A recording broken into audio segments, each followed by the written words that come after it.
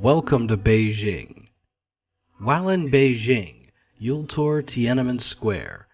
At 100 acres, it is the world's largest public square, flanked by an assortment of historic buildings, huge museums and monuments, including Mao's mausoleum.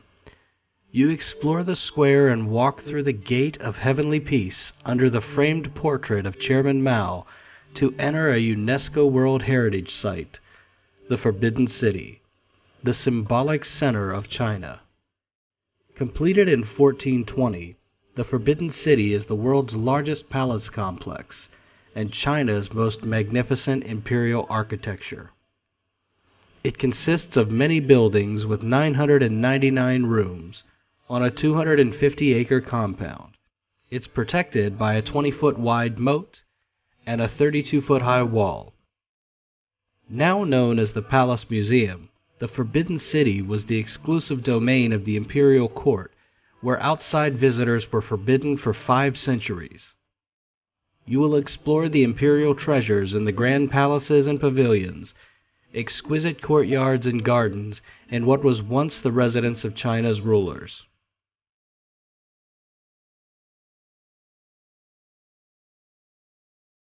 We will also tour the hutongs of Beijing. These narrow, ancient alleys give you an opportunity to discover the sights and sounds of local Beijing life.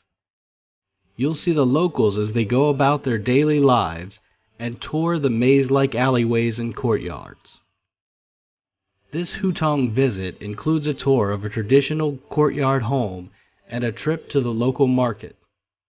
You can also take a leisure walk along the Lotus Lane.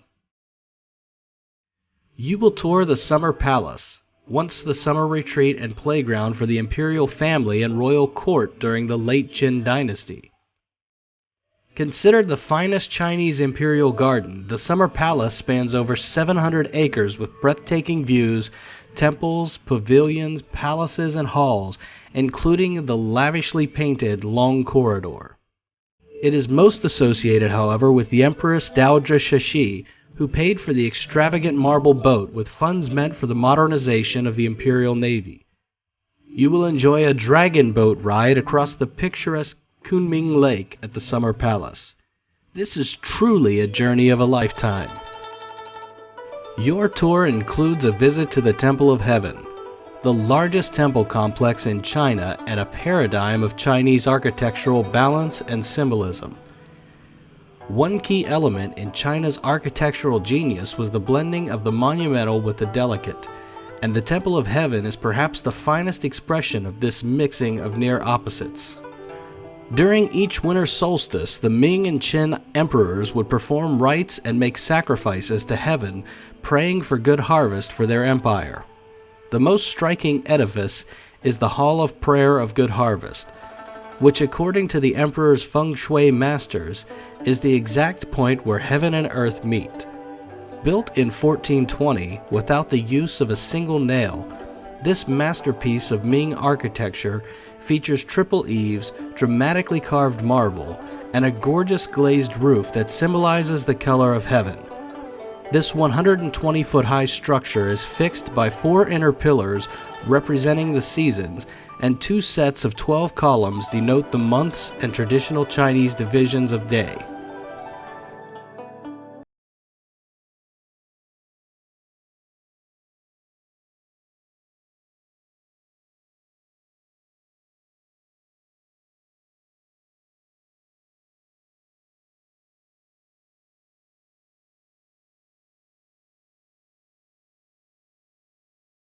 To the northwest of Beijing to visit the Sacred Way of the Ming tombs. This is regarded as China's finest example of imperial tomb architecture. Situated in a peaceful valley, the site was chosen by the Ming emperors as the burial place for its auspicious feng shui alignment. A ridge of mountains to the north cradle the tombs on 3 sides, opening to the south and protecting the dead from the evil spirits carried on the north wind. Here you will walk along the elegant sacred way that leads to the tombs. Beginning with the grand marble gateway more than 400 years old, the long avenue is lined with 36 massive stone sculptures, of officials, lions, elephants, camels,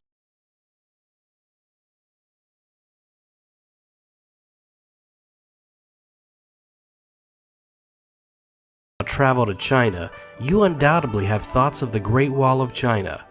Construction of the Great Wall started over 2,000 years ago during the Qin dynasty, when China was unified under the first emperor. The wall was designed to keep out foreign invaders. Due to the enormity of the wall's construction, the project continued for centuries. Once completed, it linked up sections of the wall that the former independent kingdoms created. An estimated 180 million cubic yards of earth was used to form the core of the wall. Legend has it that among the building materials used was the bodies of workers who died during the construction of the project.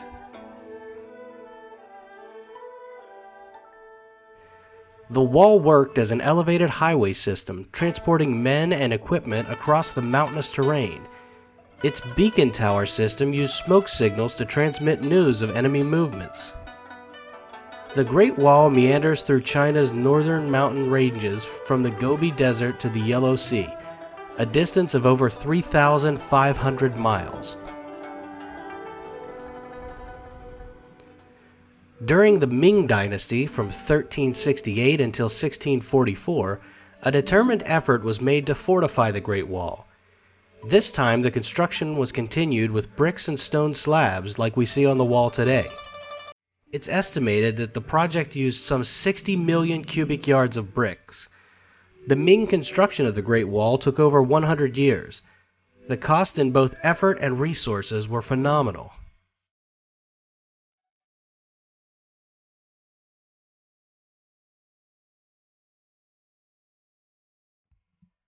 The wall was largely forgotten after the Ming Dynasty.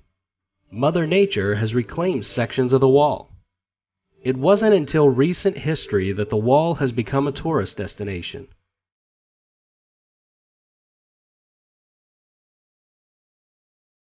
With China Spree, you'll not only visit the Great Wall of China, but experience it in more ways than one. You'll learn some of the fascinating histories and legends of this engineering marvel.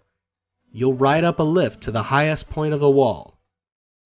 Once there, you'll get amazing panoramic views of this ancient edifice. You'll explore its impressive watchtowers, ramparts, and carriageways. You might even get challenged to a game of ping pong at the local coffee shop. Your journey to the Great Wall of China is not only a highlight of your journey with China Spree in Beijing, but it's something you'll never forget.